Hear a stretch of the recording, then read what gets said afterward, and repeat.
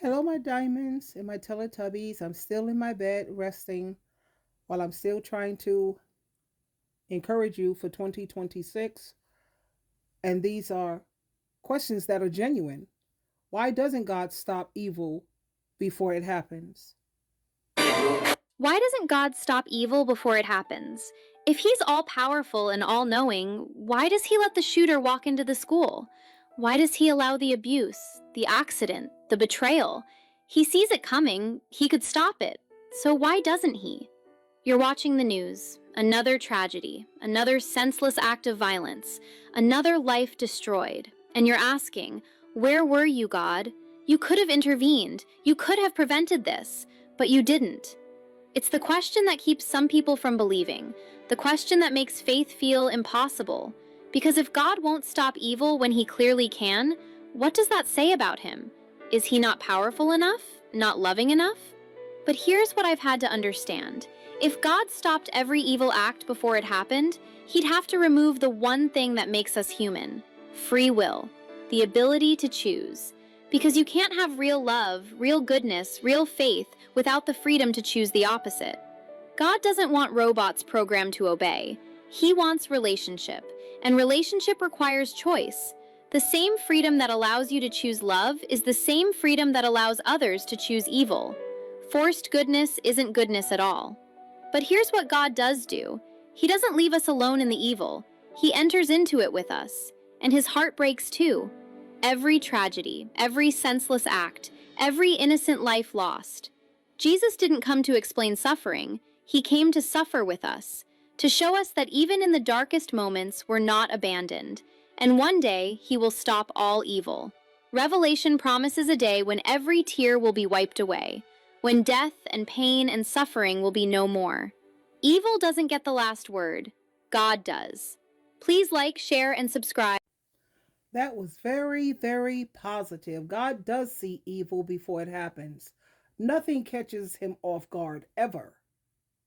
But if God stopped every bad choice before it happened, we wouldn't truly be free. We'd be controlled. We'd be like robots.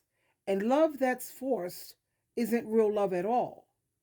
Now, here's something very important that Jesus made very clear. In Hebrews chapter 5, verse 8, he was the Son of God, but he learned obedience through the things he suffered. Think about that for a minute. Even Jesus, God's own Son, he learned obedience through suffering. That doesn't mean suffering is good. It means that God can use suffering to teach, to shape you, to strengthen us in ways that comfort never could.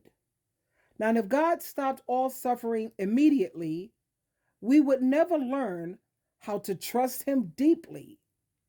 We would never learn how to obey when it's hard. And we would never learn how to grow strong on the inside. Jesus understands pain because he lived it. He was betrayed, he was rejected, he was hurt, and he was unalived. And God still used it to bring salvation to this world. And that's where real hope comes from. Real hope is not nothing bad will ever happen. No. Real hope is God sees your pain, God is with you in it, and God can grow something huge, something great from it. God will one day end evil forever. Suffering may teach you obedience, but it does not mean God enjoys our pain. No, He doesn't. It means He refuses to waste it. And if God could turn the suffering of Jesus into salvation for the world, He can turn your suffering into strength, into wisdom, into power, and into purpose too. Now that's real hope. Hope that survives pain, hope that tells the truth, and hope that lasts. When people believe they don't need God or they think that they are above Him, really?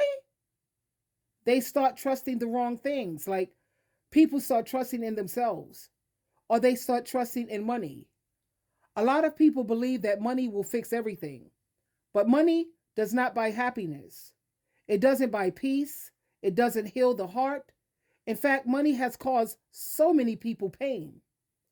Just look at the celebrities. Look at Elon Musk. Look at Donald Trump.